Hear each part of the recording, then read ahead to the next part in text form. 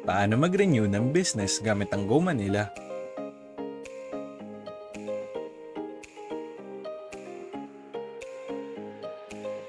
Pindutin ang e-government.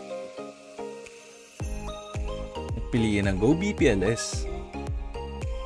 Sa transaction type, piliin ang renewal. At mag-proceed. Sa step 1 ay ang select business information. Ilagay ang business. At pagkatapos ay pindutin ang next. Susunod ay ang business activity. Ilagay ang gross amount ng business noong nakaraang taon. Pindutin ang next.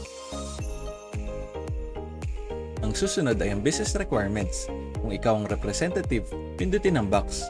Kung ikaw ang may-ari, pumili ng valid ID na ipapasa.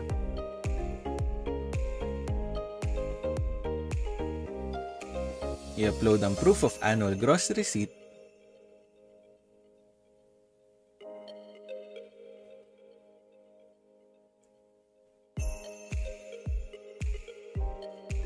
Pagtapos i-upload ang lahat ng kailangang dokumento ay pindutin ang next. Reviewin ang mga inilagay na impormasyon.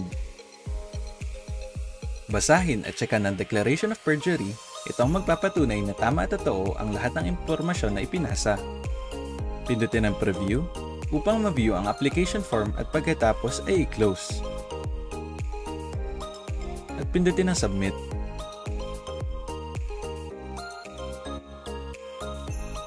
Para sa iba pang katanungan, maaaring makipag-ugnayan sa mga sumusunod.